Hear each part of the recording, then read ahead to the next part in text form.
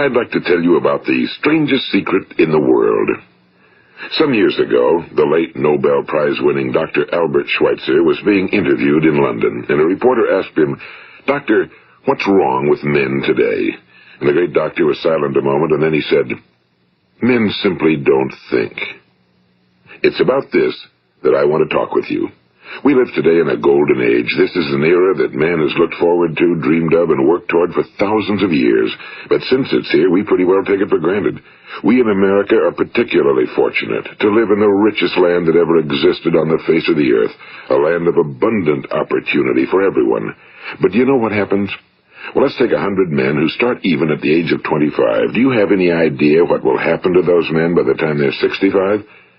These 100 men who all start even at the age of 25 believe they're going to be successful. If you asked any one of these men if he wanted to be a success, he'd tell you he did. And you'd notice that he was eager toward life, that there was a certain sparkle to his eye, an erectness to his carriage, and life seemed like a pretty interesting adventure to him. But by the time they're 65, 1 will be rich. 4 will be financially independent. 5 will still be working. 54 will be broke. Now think a moment. Out of the 100, only 5 make the grade. Now why do so many fail? What has happened to the sparkle that was there when they were 25? What's become of the dreams, the hopes, the plans? And why is there such a large disparity between what these men intended to do and what they actually accomplished? When we say about 5% achieve success, we have to define success. And here's the best definition I've ever been able to find. Success is the progressive realization of a worthy ideal. If a man is working toward a predetermined goal and knows where he's going, that man is a success. If he's not doing that, he's a failure. Success is the progressive realization of a worthy ideal. Rollo May, the distinguished psychiatrist, wrote a wonderful book called Man's Search for Himself. And in this book he says, the opposite of courage in our society is not cowardice. It is conformity. And there you have the trouble today. It's conformity, people acting like everyone else without knowing why, without knowing where they're going. Now think of it. In America right now, there are over 18 million people 65 years of age and older. And most of them are broke. They're dependent on someone else for life's necessities. Now, we learn to read by the time we're 7. We learn to make a living by the time we're 25. Usually by that time, we're not only making a living, we're supporting a family. And yet, by the time we're 65, we haven't learned how to become financially independent in the richest land that has ever been known. Why? We conform. And the trouble is that we're acting like the wrong percentage group, the 95 who don't succeed. Now, why do these people conform?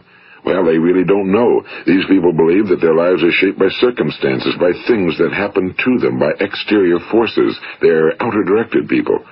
A survey was made one time that covered a lot of men, working men, and these men were asked, "Why do you work? Why do you get up in the morning?"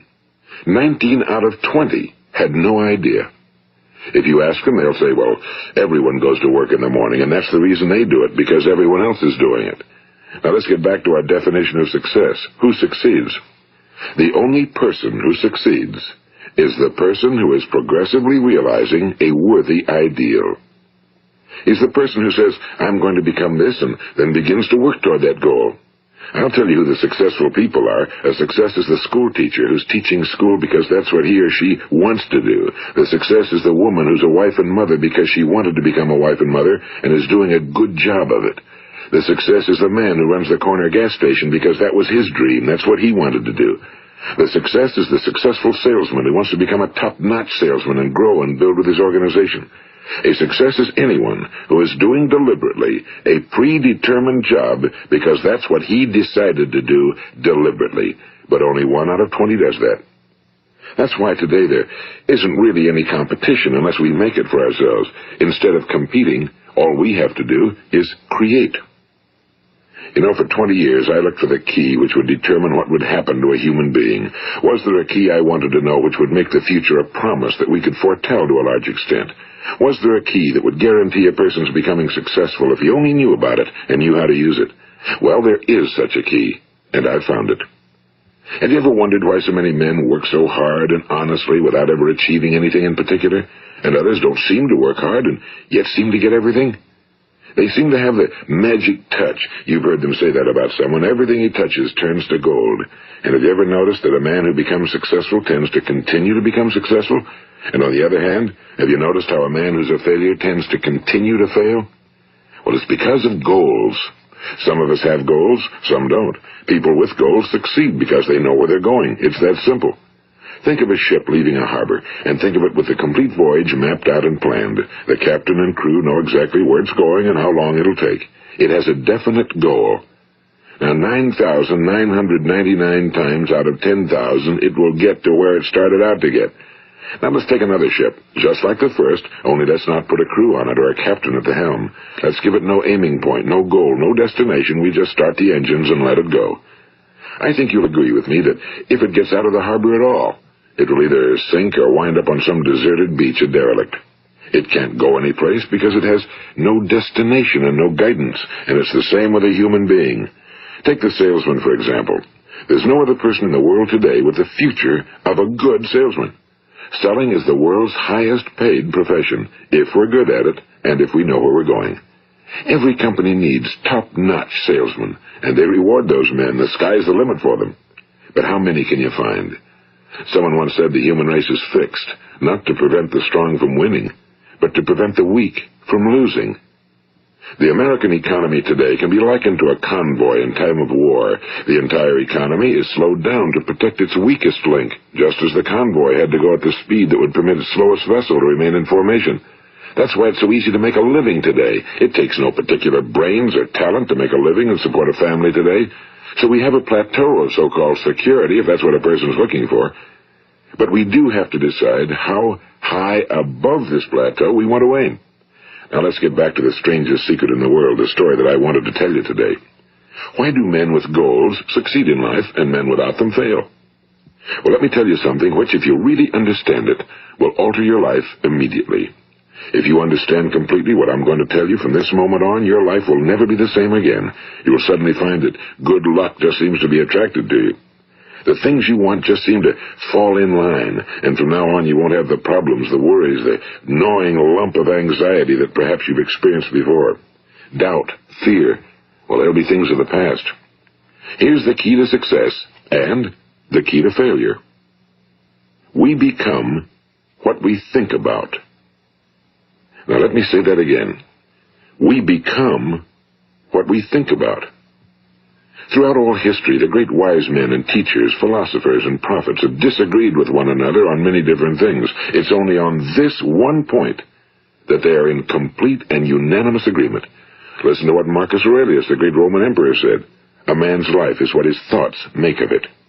Disraeli said this. Everything comes if a man will only wait. I've brought myself by long meditation to the conviction that a human being with a settled purpose must accomplish it, and that nothing can resist a will that will stake even existence for its fulfillment. Ralph Waldo Emerson said this, a man is what he thinks about all day long. William James said, the greatest discovery of my generation is that human beings can alter their lives by altering their attitudes of mind. And he also said, we need only in cold blood act as if the thing in question were real, and it will become infallibly real by growing into such a connection with our life that it will become real. It will become so knit with habit and emotion that our interest in it will be those which characterize belief. And he also said, if you only care enough for a result, you will almost certainly attain it. If you wish to be rich, you will be rich. If you wish to be learned, you will be learned. If you wish to be good, you will be good. Only you must then really wish these things and wish them exclusively, and not wish at the same time 100 other incompatible things just as strongly. In the Bible you read in Mark 9:23, if thou canst believe, all things are possible to him that believeth.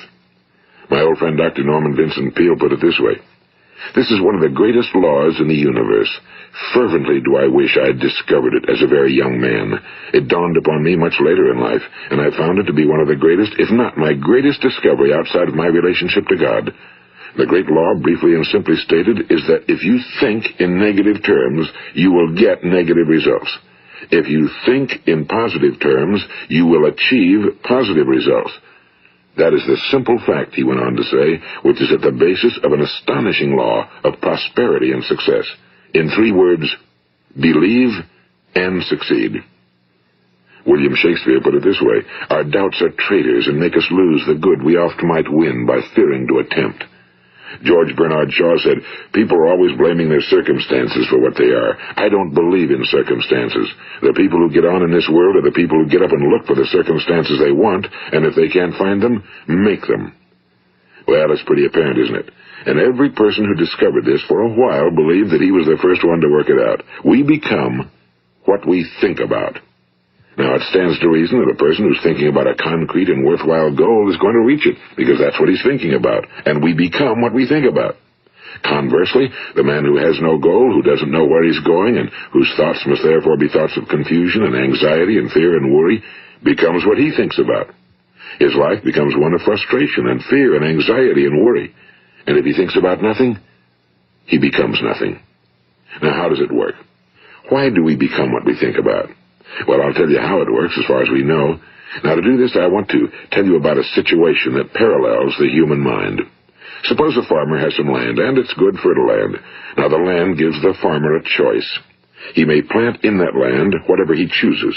The land doesn't care. It's up to the farmer to make the decision. Now, remember, we're comparing the human mind with the land because the mind, like the land, doesn't care what you plant in it. It will return what you plant, but it doesn't care what you plant. Now let's say that the farmer has 2 seeds in his hand. One is a seed of corn, the other is nightshade, a deadly poison. He digs 2 little holes in the earth and he plants both seeds, one corn, the other nightshade. He covers up the holes, waters, and takes care of the land, and what will happen? Invariably the land will return what's planted. As it's written in the Bible, as ye sow, so shall ye reap. Now remember, the land doesn't care. It'll return poison in just as wonderful abundance as it will corn. So up come the 2 plants, one corn, one poison. Now, the human mind is far more fertile, far more incredible and mysterious than the land, but it works the same way. It doesn't care what we plant. Success, failure. A concrete, worthwhile goal, or confusion. Misunderstanding, fear, anxiety, and so on. But what we plant, it must return to us. You see, the human mind is the last great unexplored continent on Earth. It contains riches beyond our wildest dreams. It will return anything we want to plant. Now, you might say, well, if that's true, why don't people use their minds more? Well, I think they figured out an answer to that one, too. Our mind comes as standard equipment at birth. It's free, and things that are given to us for nothing we place little value on. Things that we pay money for, we value. The paradox is that exactly the reverse is true. Everything that's really worthwhile in life came to us free.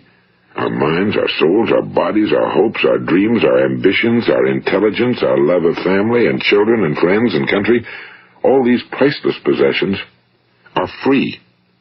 But the things that cost us money are actually very cheap and can be replaced at any time. A good man can be completely wiped out and make another fortune. He can do that several times. Even if our home burns down, we can rebuild it. But the things we got for nothing, we can never replace. The human mind isn't used because we take it for granted. Familiarity breeds contempt. It can do any kind of job we assign to it, but generally speaking, we use it for little jobs instead of big, important ones. Universities have proved that most of us are operating on about 10% or less of our abilities. So decide now, what is it you want? Plant your goal in your mind. It's the most important decision you'll ever make in your entire life. What is it you want? Do you want to be an outstanding salesman? A better worker at your particular job? Do you want to go places in your company? In your community? Do you want to get rich? All you've got to do is plant that seed in your mind, care for it, work steadily toward your goal, and it will become a reality. It not only will, there's no way that it cannot.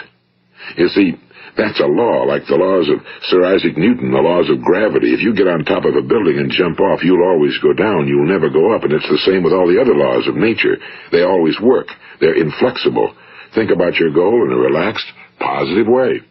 Picture yourself in your mind's eye as having already achieved this goal. See yourself doing the things you will be doing when you've reached your goal. Ours has been called the phenobarbital age, the age of ulcers and nervous breakdowns and tranquilizers. At a time when medical research has raised us to a new plateau of good health and longevity, far too many of us worry ourselves into an early grave trying to cope with things in our own little personal ways without learning a few great laws that will take care of everything for us. These things we bring on ourselves through our habitual way of thinking. Every one of us is the sum total of his own thoughts. He is where he is because that's exactly where he really wants to be, whether he'll admit that or not. Each of us must live off the fruit of his thoughts in the future, because what you think today and tomorrow, next month and next year, will mold your life and determine your future. You're guided by your mind. I remember one time I was driving through eastern Arizona, and I saw one of those giant earth-moving machines roaring along the road at about 35 miles an hour with what looked like 30 tons of dirt in it, a tremendous, incredible machine, and there was a little man perched way up on top with the wheel in his hands guiding it. And as I drove along, I was struck by the similarity of that machine to the human mind. Just suppose you're sitting at the controls of such a vast source of energy. Are you going to sit back and fold your arms and let it run itself into a ditch? Or are you going to keep both hands firmly on the wheel and control and direct this power to a specific, worthwhile purpose? It's up to you. You're in the driver's seat. You see, the very law that gives us success is a two-edged sword. We must control our thinking. The same rule that can lead a man to a life of success, wealth, happiness, and all the things he ever dreamed of for himself and his family. That very same law can lead him into the gutter. It's all in how he uses it, for good or for bad. This is the strangest secret in the world. Now, why do I say it's strange, and why do I call it a secret? Actually, it isn't a secret at all. It was first promulgated by some of the earliest wise men, and it appears again and again throughout the Bible, but very few people have learned it, understand it. That's why it's strange, and why for some equally strange reason it virtually remains a secret. I believe that you could go out and walk down the main street of your town and ask one man after another what the secret of success is, and you probably wouldn't run into one man in a month who could tell you. Now, this information is enormously valuable to us if we really understand it and apply it. It's valuable to us not only for our own lives, but the lives of those around us, our families, employees, associates, and friends. Life should be an exciting adventure. It should never be a bore. A man should live fully, be alive. He should be glad to get out of bed in the morning. He should be doing a job he likes to do because he does it well. One time I heard Grove Patterson, the great late editor-in-chief of the Toledo Daily Blade, make a speech, and as he concluded his speech, he said something I've never forgotten. He said, "My years in the newspaper business have convinced me of several things. Among them, that people are basically good, and that we came from someplace, and we're going someplace. So we should make our time here an exciting adventure. The architect of the universe didn't build a stairway leading nowhere." And the greatest teacher of all, the carpenter from the plains of Galilee, gave us the secret time and time again. As ye believe, so shall it be done unto you. I've explained the strangest secret in the world and how it works. Now, on this side, I want to explain how you can prove to yourself the enormous returns possible in your own life by putting this secret to a practical test. I want you to make a test that will last 30 days. It isn't going to be easy, but if you'll give it a good try, it will completely change your life for the better. Now, back in the 17th century, Sir Isaac Newton, the English mathematician and natural philosopher, gave us some natural laws of physics which apply as much to human beings as they do to the movement of bodies in the universe. And one of these laws is that for every action, there is an equal and opposite reaction. Simply stated, as it applies to you and me, it means we can achieve nothing without paying the price. The results of your 30-day experiment will be in direct proportion to the effort you put forth. To be a doctor, you must pay the price of long years of difficult study. To be successful in selling, and remember that each of us succeeds to the extent of his ability to sell. Selling our families on our ideas, selling education in schools, selling our children on the advantages of living the good and honest life, selling our associates and employees on the importance of being exceptional people. To, of course, the profession of selling itself. But to be successful in selling our way to the good life, we must be willing to pay the price. Now, what is that price? Well, it's many things. First, it's understanding emotionally, as well as intellectually, that we literally become what we think about, that we must control our thoughts if we're to control our lives. It's understanding fully that as ye sow, so shall ye reap. Second, it's cutting away all fetters from the mind and permitting it to soar as it was divinely designed to do. It's the realization that your limitations are self-imposed and that the opportunities for you today are enormous beyond belief. It's rising above narrow-minded pettiness and prejudice.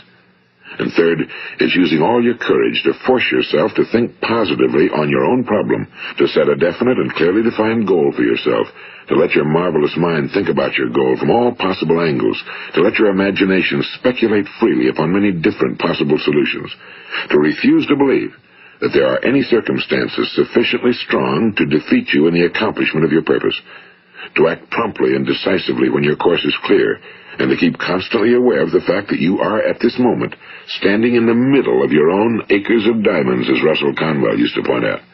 And fourth, save at least 10% of every dollar you earn. It's also remembering that no matter what your present job, it has enormous possibilities, if you're willing to pay the price. Now let's just go over the important points in the price each of us must pay to achieve the wonderful life that can be ours. It is, of course, worth any price. 1. You will become what you think about. 2. Remember the word imagination and let your mind begin to soar. 3. Courage. Concentrate on your goal every day. 4. Save 10% of what you earn. And 5. Action. Ideas are worthless unless we act on them. Now, I'll try to outline the 30-day test I want you to make. Keep in mind that you have nothing to lose by making this test and everything you could possibly want to gain. There are 2 things that may be said of everyone. Each of us wants something, and each of us is afraid of something. I want you to write on a card what it is you want more than anything else. It may be more money. Perhaps you'd like to double your income or make a specific amount of money. It may be a beautiful home. It may be success at your job. It may be a particular position in life. It could be a more harmonious family. Each of us wants something. Now write down on your card specifically what it is you want. Make sure it's a single goal and clearly defined.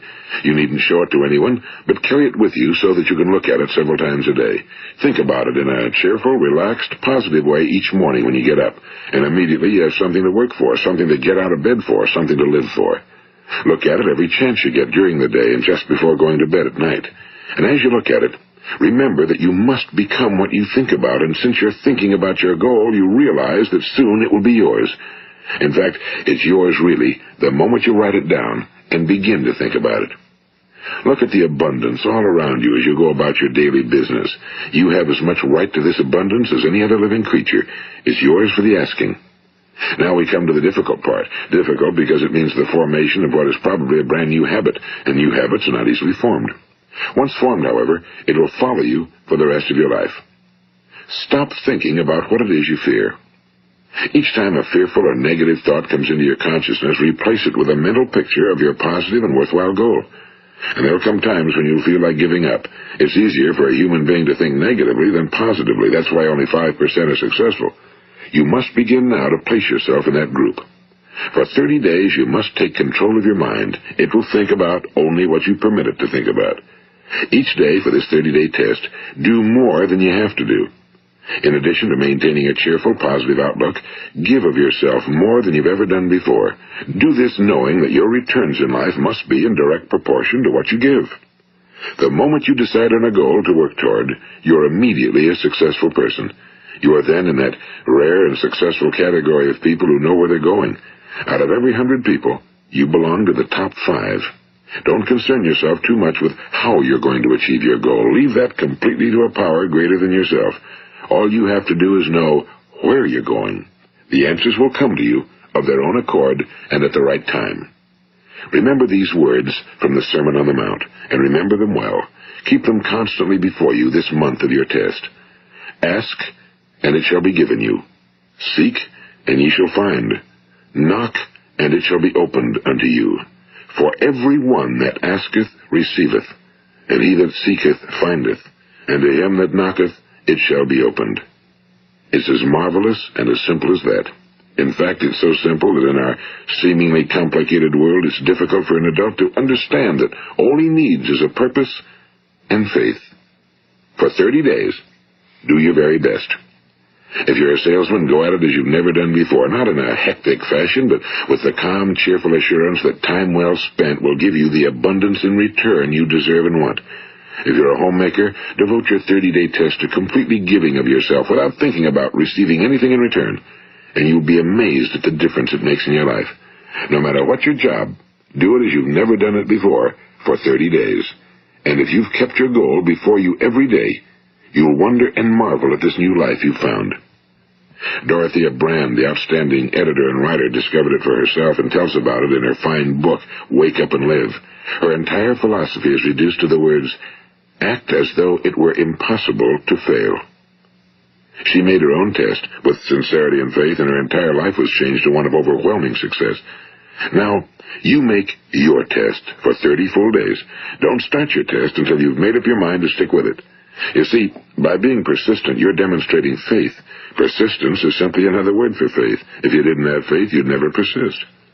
If you should fail during your first 30 days, by that I mean suddenly find yourself overwhelmed by negative thoughts, you've got to start over again from that point and go 30 more days. Gradually, your new habit will form until you find yourself one of that wonderful minority to whom virtually nothing is impossible. And don't forget the card. It's vitally important as you begin this new way of living. On one side of the card, write your goal, whatever it may be. On the other side, write the words we've quoted from the Sermon on the Mount. Ask, and it shall be given you. Seek, and ye shall find. Knock, and it shall be opened unto you. Nothing great was ever accomplished without inspiration. See that during these crucial first 30 days, your own inspiration is kept at a peak. And above all, don't worry. Worry brings fear, and fear is crippling. The only thing that can cause you to worry during your test is trying to do it all yourself. Know that all you have to do is hold your goal before you. Everything else will take care of itself. Remember also to keep calm and cheerful. Don't let petty things annoy you and get you off course. Now, since making this test is difficult, some will say, why should I bother? Well, look at the alternative. No one wants to be a failure. No one really wants to be a mediocre individual. No one wants a life constantly filled with worry and fear and frustration. Therefore, remember that you must reap that which you sow. If you sow negative thoughts, your life will be filled with negative things. If you sow positive thoughts, your life will be cheerful, successful, and positive. Now, gradually, you will have a tendency to forget what you've heard on this recording. Play it often. Keep reminding yourself of what you must do to form this new habit. Gather your whole family around at regular intervals and listen to what's been said here. You know, most men will tell you that they want to make money without understanding the law. The only people who make money work in a mint. The rest of us must earn money. This is what causes those who keep looking for something for nothing or a free ride to fail in life.